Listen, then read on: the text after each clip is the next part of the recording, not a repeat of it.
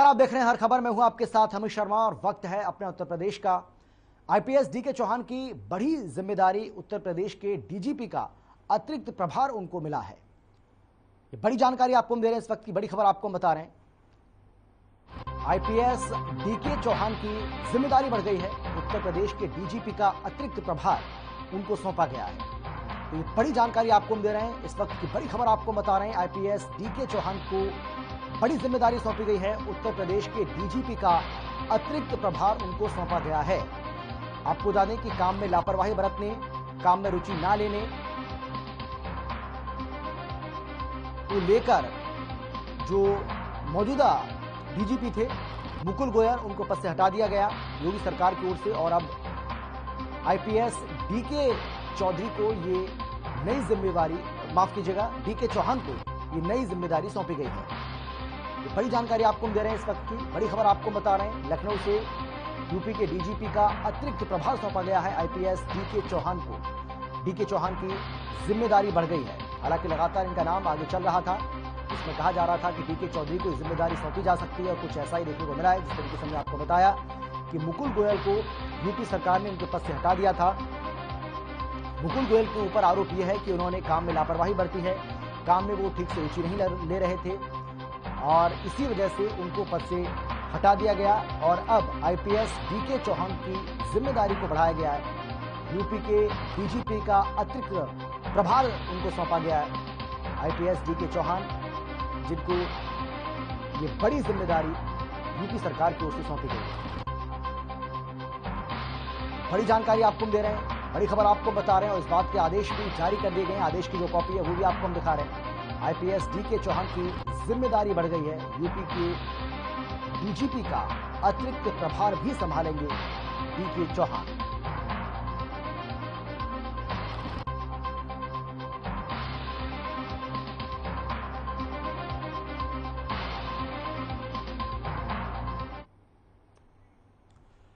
नोएडा में पुलिस और बदमाशों के बीच मुठभेड़ हुई है, जिसमें पुलिस की गोली लगने से एक कुख्यात गैंगस्टर खालिद घायल हो गया। नोएडा के सेक्टर 62 में चेकिंग के दौरान एनसीआर का शातिर बदमाश, गैंग का मास्टरमाइंड खालिद सेक्टर 58 कोतवाली पुलिस के हत्थे चढ़ा। आपको बता दें कि गैंगस्टर खालिद पर नोएडा, दिल्ली एनसीआर समेत कई थानों में लूट, चोरी समेत कई धाराओं में मामले दर्ज हैं।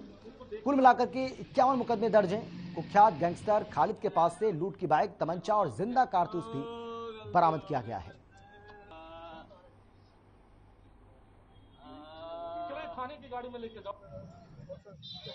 देखिए, खालिद नाम का शातिर लुटेरा है, वाहन लुटेरा है और मौका पाकर के वो चोरी की घटना को भी अंजाम देता है।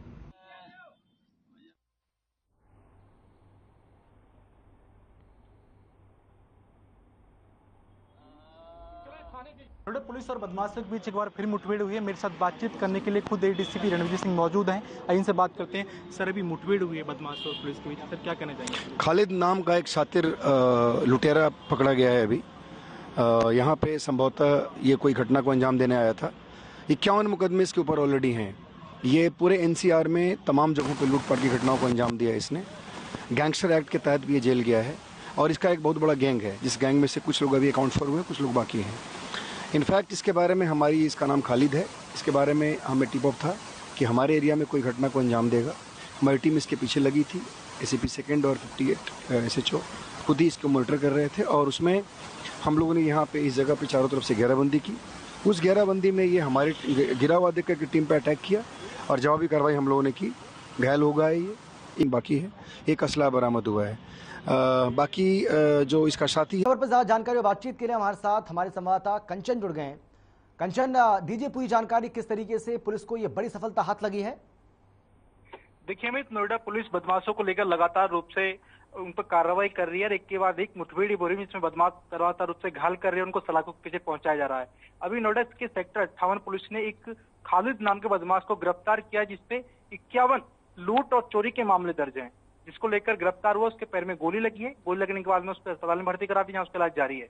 जी कंचन, लेकिन जो पुलिस अधिकारी हैं जिनसे आप बातचीत कर रहे थे, उनको हम सुन रहे थे, उनका ये कहना है कि और भी इसके साथ कई लोग हैं जो इस लूटपाट की घटना को अंजाम दिया करते थे। पुलिस क्या कह रही है, कब तक उनकी और गिरफ्तारी हो जाएगी? पुलिस का साफ तौर पर कहना है जब मुठभेड़ हुई थी उस दौरान इसके साथ एक साथी और था इसके साथ में, जो मौके का फायदा देकर फरार हो गया। उसको लेकर नोएडा पुलिस और सेक्टर 58 की जो पुलिस है वो कॉम्बिंग कर रही है लगातार रूप से, और पुलिस का साफ तौर पर कहना है कि जल्द से जल्द इसको भी गिरफ्तार किया जाएगा और सलाखों के पीछे पहुंचाया जाएगा। साथ ही नोएडा पुलिस ने नोएडा वासियों से ये भी आग्रह किया है, अगर आपके क्षेत्र आप जहां पे आप रहती हैं उसके आसपास अगर कोई गलत गतिविधि पाई जाती है या आपको लगता है कि सामने वाले से हमें खतरा है, सामने वाला हमारे साथ कुछ भी गलत कर सकता है, तो तुरंत ही पुलिस में कंप्लेंट करें। ऐसे लोगों को बख्शा नहीं जाएगा। बिल्कुल। कंचन, एक और बात हम आपसे जानना चाहेंगे, इस खालिद के बारे में क्या जानकारी मिल रही है? कब से ये इस तरह की घटनाओं को अंजाम दे रहा था, इस तरह की वारदातों में शामिल था, संलिप्त था? खालिद पर लगभग 51 मामले दर्ज हैं लूट और चोरी के। ये राह चलते लोगों को अपना निशाना बनाता था। साथ ही मैं आपको बता दूं अमित, ये दिल्ली का रहने वाला है और करीब इसने 51 मामले इसके ऊपर दर्ज हैं, जबकि सेक्टर 58 का अगर रिकॉर्ड देखा जाए तो इस पे 2 मामले सेक्टर 58 थाने में पर भी हैं। जी चलिए, बहुत शुक्रिया आपका कंचन इस तमाम जानकारी के लिए।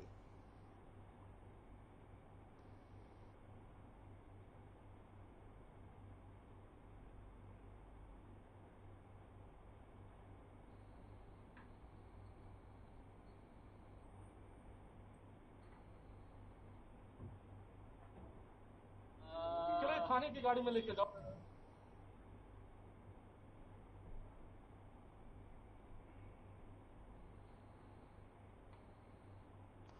जन सुनवाई के दौरान प्रभारी बरसाना के विरुद्ध एक शिकायती पत्र वरिष्ठ पुलिस अधीक्षक मथुरा को प्राप्त हुआ है, जिससे संबंधित एक ऑडियो उपलब्ध करवाई गई थी, जिसकी जांच के लिए लगातार वरिष्ठ पुलिस अधीक्षक ने इसके साथ ही अपर पुलिस अधीक्षक ग्रामीण शीर्षस चंद्र को देकर कराई।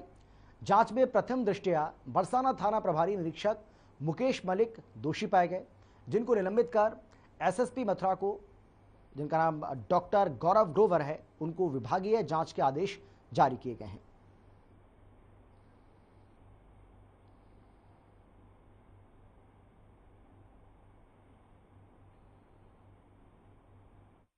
मामला ये है कि मेरी कैंटीन है बरसाने पर, राधा रानी मंदिर के पास, श्री मंदिर कुशल बिहारी जी बरसाना में, जहाँ पर मेरा सामान वगैरह आता है कैंटीन की गाड़ी से, पानी कोल्ड ड्रिंक वगैरह उसकी गाड़ी आती है।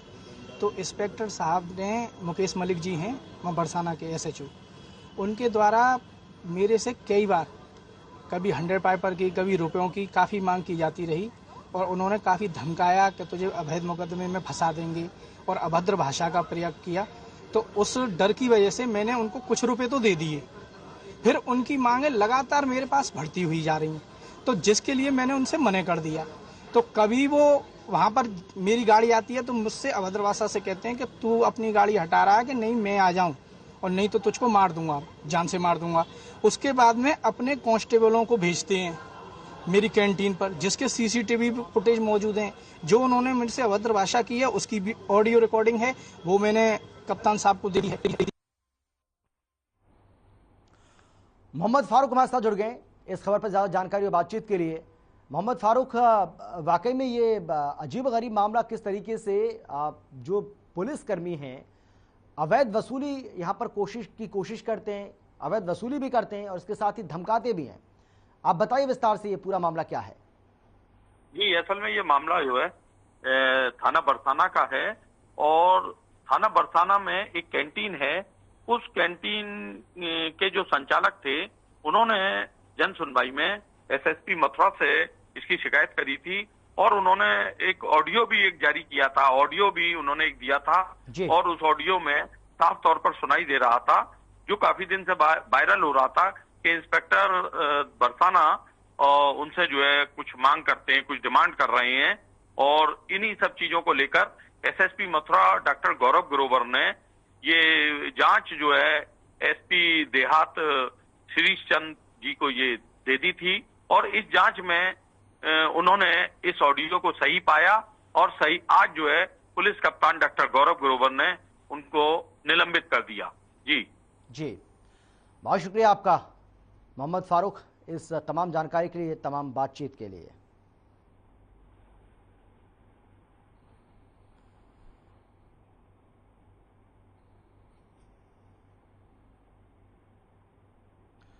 यूपी के उप मुख्यमंत्री ब्रजेश पाठक ने गुरुवार दोपहर लोहिया संस्थान का निरीक्षण किया। इस दौरान यहां बड़ी अव्यवस्था मिली। स्टोर में करीब 2 लाख एक्सपायर्ड दवाएं पाए गई जाने पर उन्होंने नाराजगी जताई, जांच के आदेश भी दिए। पूरे मामले की जांच के लिए स्वास्थ्य शिक्षा विभाग के विशेष सचिव जीएस प्रियदर्शी को जिम्मेदारी सौंपी गई।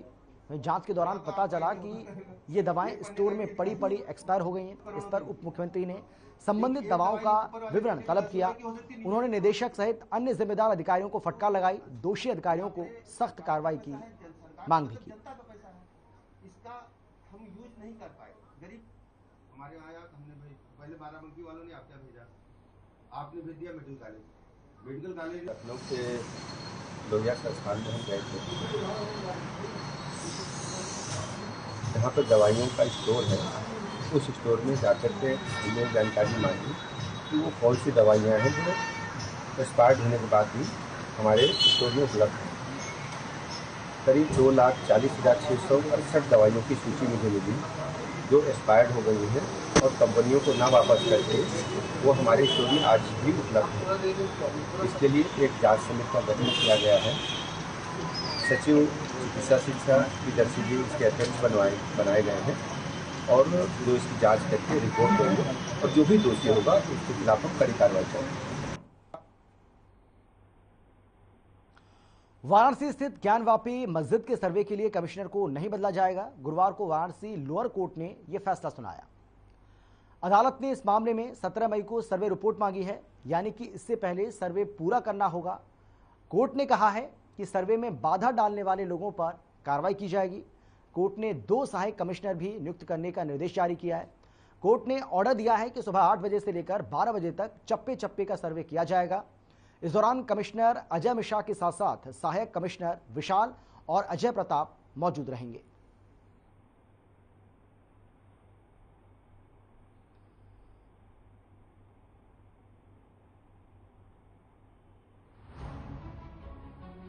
तो ज्ञानव्यापी केस में कोर्ट का बड़ा फैसला आया है। कोर्ट कमिश्नर को हटाया नहीं जाएगा। कोर्ट ने सर्वे के लिए एक और कमिश्नर को नियुक्त किया है। पूरी ज्ञानवापी मस्जिद परिसर का सर्वे फिर से किया जाए, ये आदेश भी दिया। 17 मई को सर्वे की अगली रिपोर्ट पेश की जाए। कार्रवाई के दौरान कमिश्नर फोटो और वीडियोग्राफी के लिए स्वतंत्र हैं। किसी भी स्थिति में कमीशन की कार्रवाई को नहीं रोका जाएगा।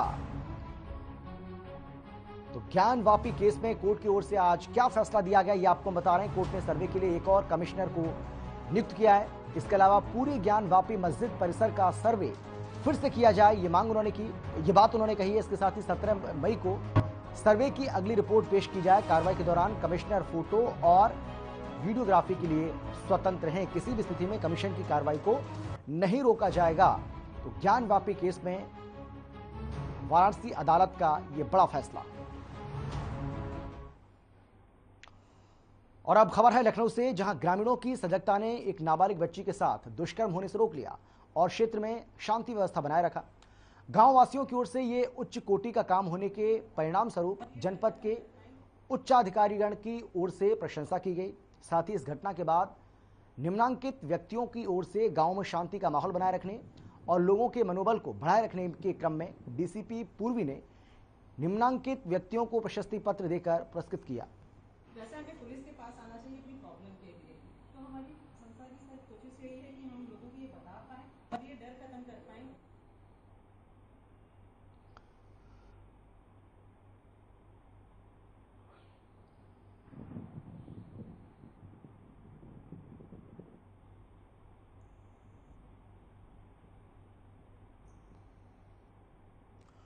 नवाबों के शहर कहे जाने वाले शहर लखनऊ में अब ई रिक्शा चालकों के लिए बुरी खबर है। दरअसल आधे लखनऊ शहर में ई रिक्शा का संचालन बंद होगा। शहर के तमाम वीआईपी रूट्स पर अब ई रिक्शा चलाने पर पाबंदी होगी। इसके साथ ही प्रशासन की ओर से आदेश भी जारी कर दिए गए।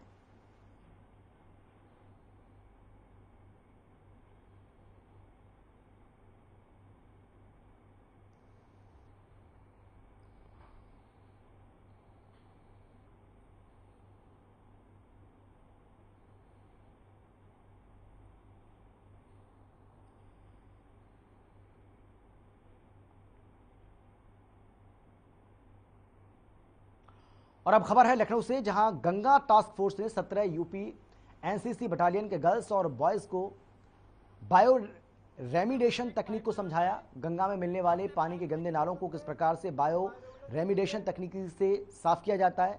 गंगा टास्क फोर्स के लेफ्टिनेंट महेंद्र यादव ने अलग अलग पौधों के द्वारा पानी को साफ करने की पद्धति के बारे में बताया। हम पानी के ऊपर फ्लोटिंग करके उसके ऊपर पौधे लगाकर पानी के ऊपर फ्लोटिंग करते हैं, जिस पद्धति को हम फाइटोरी मेडिएशन पद्धति कहते हैं। और बताया कि गंगा टास्क फोर्स के जवान सीड्स बाल बनाते हैं और उस सीड्स बाल को उस जगह पर ब्रॉडकास्टिंग करते हैं जिस जगह पर हम फिजिकली जाकर पौधे नहीं लगा सकते, और ये सीड्स बाल उस दिन पौधा तैयार करते हैं।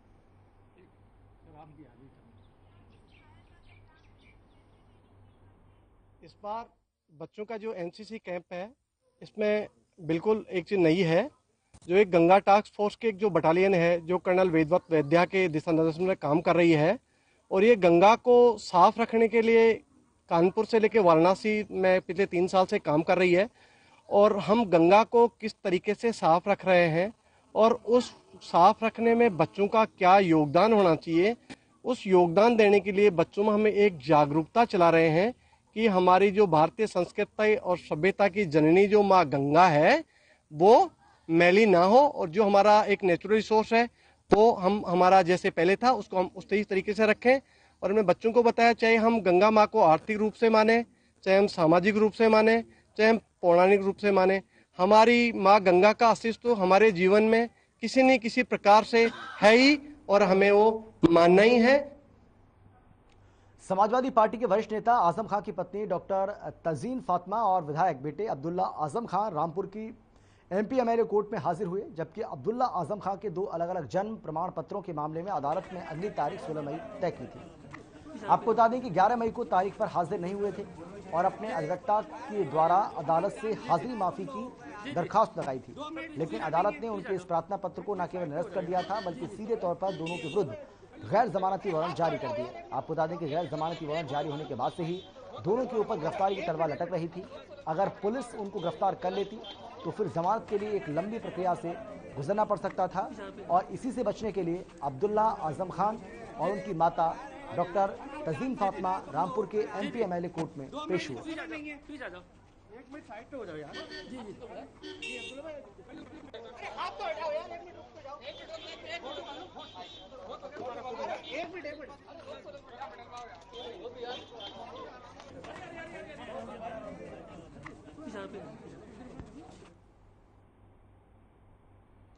और अब खबर है लखनऊ से, जहां पुलिस उप महानिरीक्षक पुलिस अधीक्षक रेलवे अनुभाग लखनऊ की ओर से थाना जीआरपी फैजाबाद का साल 2021 का वार्षिक निरीक्षण किया गया। निरीक्षण के बाद पुलिस उप महानिरीक्षक पुलिस अधीक्षक रेलवे अनुभाग लखनऊ और समस्त अधिकारी कर्मचारी गण को बुलाकर सैनिक सम्मेलन किया गया। इस सम्मेलन में अपराधियों का सत्यापन कैसे किया जाए इसके निर्देश जारी किए गए। साथ ही बढ़ते अपराधों के ग्राफ को देखते हुए स्क्वाड कर्मियों को स्क्वाड के दौरान सतर्क रहने के निर्देश भी दिए।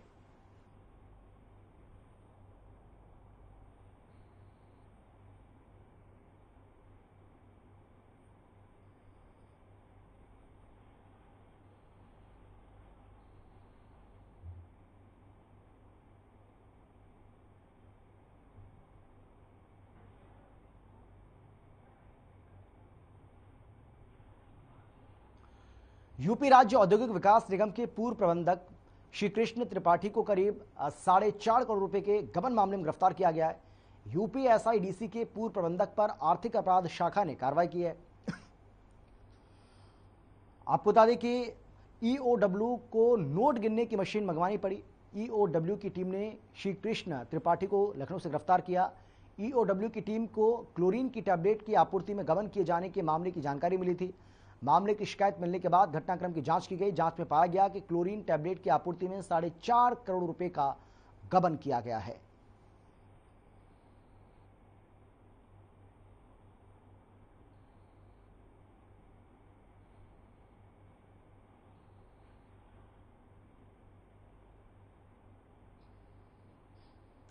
लखनऊ वासी तपती गर्मी के चलते बहुत परेशान थे।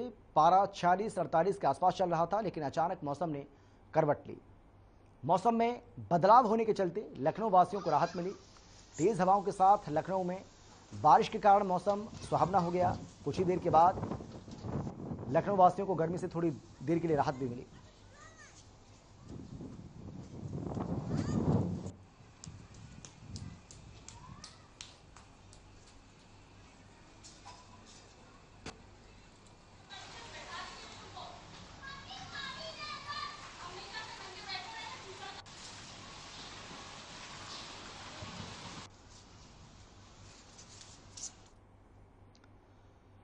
सलमान खान ही नहीं, उनके फैंस और डुप्लीकेट्स भी चर्चाओं का विषय बने रहते हैं। लेकिन रील बनाने के चक्कर में सलमान खान के डुप्लीकेट की समस्या बढ़ गई है। दरअसल लखनऊ पुलिस ने सड़कों की शांति भंग करने के लिए उन्हें हिरासत में ले लिया है। डुप्लीकेट सलमान उर्फ आजम अंसारी की जमानत के बाद हमारे संवाददाता आनंद सिंह ने उनसे खास बातचीत की है। आइए आपको सुनवाते हैं। जब फिल्म में सब कर सकते हैं तो हम क्या रोड पे नहीं कर सकते हैं? भाई हम नीचे पर्दे पे हैं तो हमारा पैसा नहीं है, सब कुछ नहीं, तो हम नहीं कर सकते। नहीं, कहने का यही साफ तौर से मतलब है क्या इसी तरह की अगर मोटिवेशन वीडियो आए जिससे बच्चों को और समाज में एक अच्छी शिक्षा जाए, क्योंकि आपको लोग पहचान रहे हैं, आपको लोग पसंद कर रहे हैं, बच्चों को पर बनाते हैं और सबसे ज्यादा तो बच्चे फैन है मेरे, सबसे ज्यादा बच्चों को अच्छा लगता है, सबसे ज्यादा बच्चों को अच्छा लगता है। और न यकीन हो, आप अपना कैमरा लेके, हम नहीं आएंगे, आप कैमरा लेके घुमा दिएगा कोटा में रूमी गेट पे घंटाघर पे, केवल इंटरव्यू करेगा सलमान खान को। बेटा जानते हो, आपको इंटरव्यू की सब खबरें मिल जाएंगी वहाँ पे कि सलमान खान आते हैं, उनके फैन कितने हैं और बच्चे ज्यादा फैन है कि बड़े फैन है, वो आपको सब पता चल जाएगा वहाँ पे।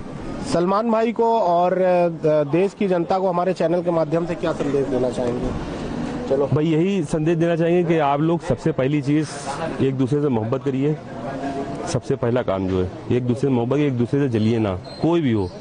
मोहब्बत करेंगे तो मोहब्बत, देखिए मोहब्बत से बढ़ के कुछ नहीं है दुनिया के अंदर, तो मोहब्बत आप लोग करिए एक दूसरे से, सबसे पहली चीज। और किसी को देख के जलिए ना, कोई भी हो, और किसी के खिलाफ कुछ करा नहीं आता है। जब कोई भाई तकलीफ देता है, जब गलत करता है, जब उसके साथ एक्शन लिया जाता है, नहीं तो ऐसे नहीं लिया जाता है। कहने का मतलब ये। और बाकी आप लोग फिट रहिए, दुनिया की दौलत है, बस हमारा फोकस मतलब इतना ही है कि बढ़िया शर्ट उतारते हैं। हम 1 कुंटल 28 किलो का वजन था मेरा। अच्छा जी, तो मैंने कम करके मैं यहाँ पे आया हूँ। हमको पता है कैसे बॉडी मतलब मेंटेन कैसे होती है। एक आदमी का पेट ये हो तो एकदम चिपक जाए, अभी भी समझ लीजिए खराब है, थोड़ा सही नहीं है, लेकिन धीरे धीरे वो भी सही हो जाएगा इंशाल्लाह। फिटनेस से बढ़ के कुछ होता नहीं है। बहुत अच्छी बात बोली, फिटनेस से बढ़कर कुछ नहीं होता। ये हमारे साथ लखनऊ के सलमान खान अंसारी साहब साथ में मौजूद थे और इनका बोलना है कि ये सलमान को बहुत पसंद करते हैं, जिस कारण से सलमान की मोटिवेशन वीडियो बनाते हैं। कहीं ना कहीं आगे आने वाले समय पे ये बच्चों के लिए भी वीडियो बनाएंगे और देखने वाली बात ये रहेगी क्या इसी तरह मुकदमे फिर इनके ऊपर चढ़ते हैं या फिर ये इसी तरह आगे बढ़ते हैं। कैमरामैन साकेत के साथ आनंद सिंह, हर खबर, लखनऊ। और फिलहाल इतना ही, छोटे से ब्रेक के बाद फौरन लौट रहे हैं। आप देखते रहिए हर खबर।